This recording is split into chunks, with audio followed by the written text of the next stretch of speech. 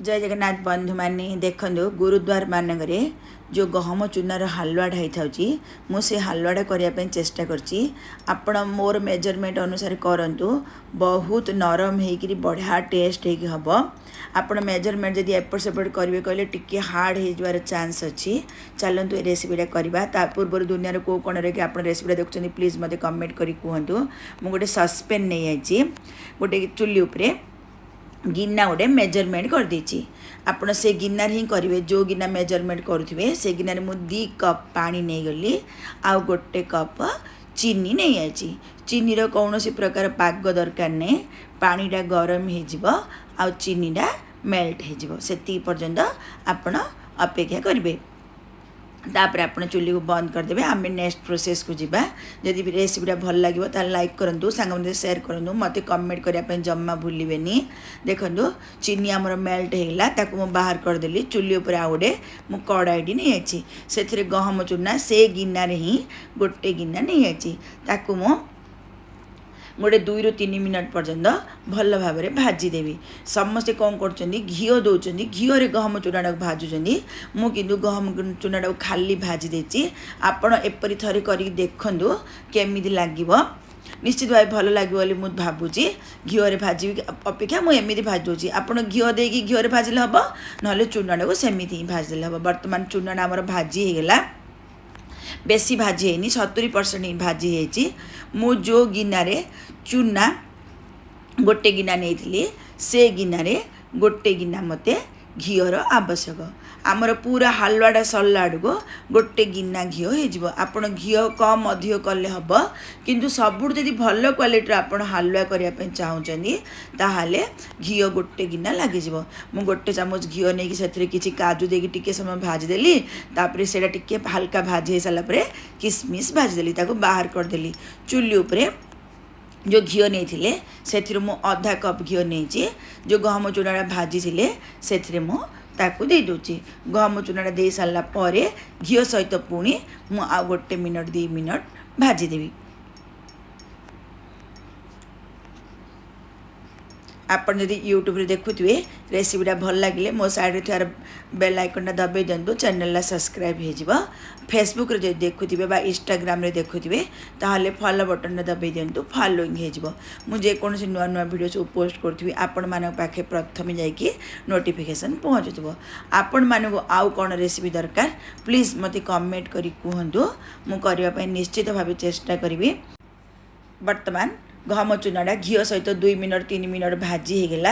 आम जो चीनी पानीटा करें ताकू मु टिके टिके कर दूची आपण एका संगे दे दिंतुनी टिके टिके कर देके तापर घांटी दिंतु कारण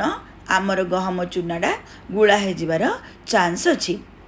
आपण पानी दे सारा पर लगातार ताकू घांटे ना गुला हो रही गहम चूनाटा भल लगे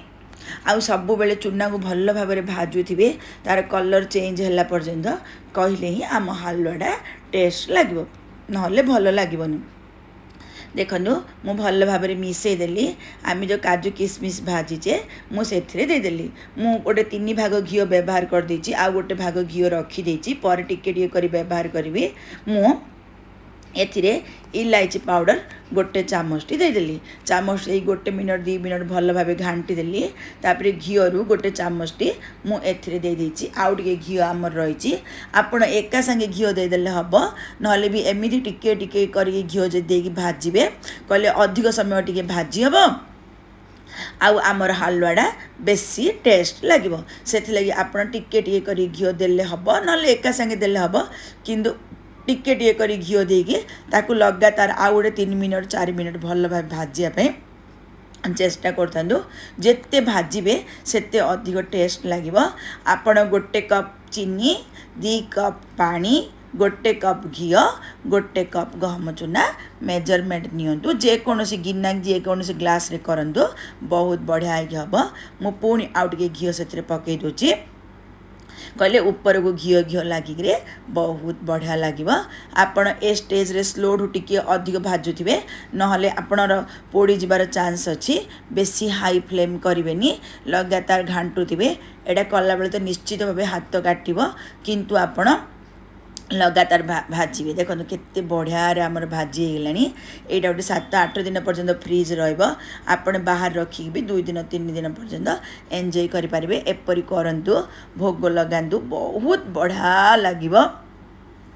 आपण यदि मोर पुराना फॉलोअर्स भी होते फेसबुक रे आपण फॉलो कर दिंतु कारण मोर से चैनल हेक होगा आपण जानी आगुरी जो मोर 58,000 फॉलोअर्स थिले मुझे बहुत दुखित निश्चित भाव जब आप पुराना फॉलोअर्स होते भी मो साइड थर फॉलो बटन फेसबुक रे दबे दिंतु आपण मोर सब वीडियो सब देखिपारे देखो होगला मो प्लेट को बाहर कर दूची आपको नहीं मो ठाकुर पूजा करी आप ठाकुर पूजा करूँ ना एमती भी खाँदु बहुत बढ़िया लगे कर सारापर निश्चित भाव मत कमेंट करेंगे आपण मैंने कमेंट कले ही मत काम करने बहुत खुशी लगुच आपण मैंने केमी अट्टा हलवा कर प्लीज मत कमेंट करी कहतु आपण मैंने जदि गुरुद्वार कौटी खाई कि कौन पूजा पर्व खाई कहले सेमती हलवाड़ा होना नहीं मत कमेंट करी कहे एंजॉय करंतु रही धन्यवाद।